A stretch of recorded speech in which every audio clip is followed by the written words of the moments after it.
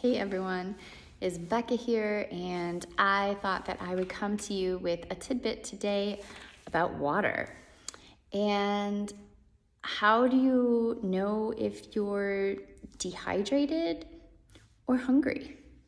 I think that a lot of us operate on some level of like a constant state of dehydration, a little more than we even realize. Maybe your lips are a little dry.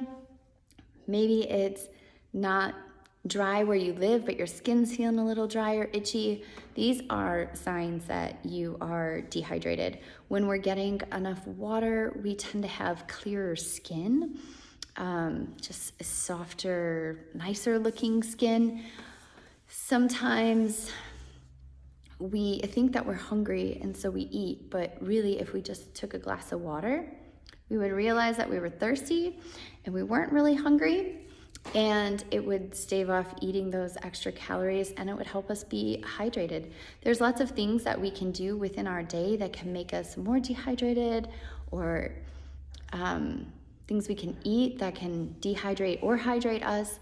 If we're living somewhere where it's humid, where it's high altitude, where it's just hot, we're going to be a little more dehydrated and need to consume a little more water than on another average day. I know that when I run outside in the hot, humid summer of Chicago, I really require extra water in those days because running and being outside and the humidity all dehydrate you. So it requires a greater water consumption. And then there's things like coffee. Coffee dehydrates you. Alcohol dehydrates you. So if you're having those kinds of drinks, you need to offset that with water. But then if you're eating foods like watermelon, iceberg lettuce, cucumbers, peppers, they have a high water content. And so if you're eating a lot of that type of food, you actually can cut back a little bit on your water consumption.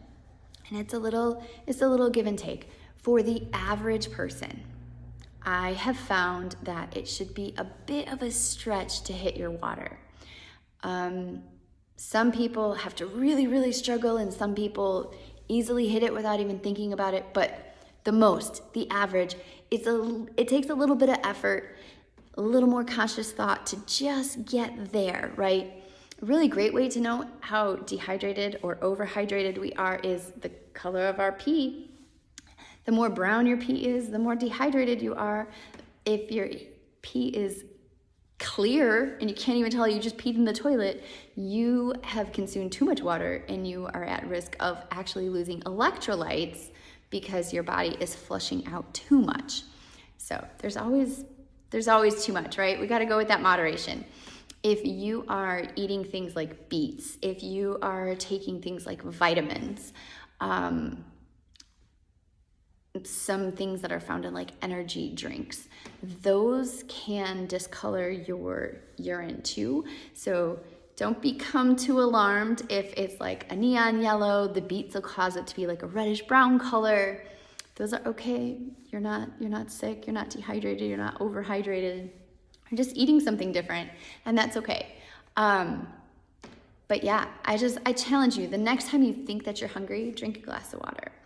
And I know there's a big push amongst a lot of people, drink a gallon a day. And I really feel like for some people that works, right? It challenges you, it gets your water intake up there, and you can decide on what's maybe a healthy range of water for you to drink. And on days that you are more active or you are drinking more coffee or alcohol, you can increase your water. And on days where it's not as humid and you're eating more fruits and vegetables, maybe you cut back a little bit, but you've got like this range that you kind of shoot for. I have found though that most people are most successful when you take the water that you're drinking now and you just slowly increase it. Start setting timers for yourself. Half hour before you eat, hour after you eat. Get up, get a glass of water and drink it. I always like to talk about one of my girls, Stephanie, who on her Fitbit, it went off at 5 to the hour every hour.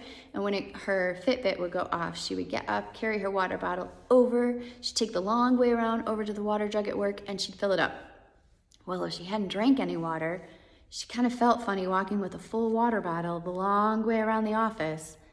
So it encouraged her, even as she was walking, to drink a little bit of water. But then that just kind of kept making sure she kept doing it. And it was a double whammy because she got extra steps in and she didn't stay seated for more than an hour at a time. So there's always cute, good little tips out there. And making sure that the water is room temperature if that's what you like, hot if that's what you need, cold if that's what you like. Most people, our liver does not handle cold water optimally. We should be drinking room temperature. But if you're the type of person that you're gonna drink more water if it's ice cold, it's better than no water, so drink it ice cold. Fun cup, fun straw, something to motivate you to drink at more regular intervals will help to prevent you from being dehydrated. And when you're drinking water regularly, then you'll start to pick up on, oh, I really am hungry, and be able to tell those cues differently. I'd love to hear, what are your tips on staying hydrated? What are your questions about dehydration? And where do you fall? Do you drink too little water? Do you drink too much water? Do you focus really hard on getting the right amount? I'd love to hear from you guys in the comments. Have a great day.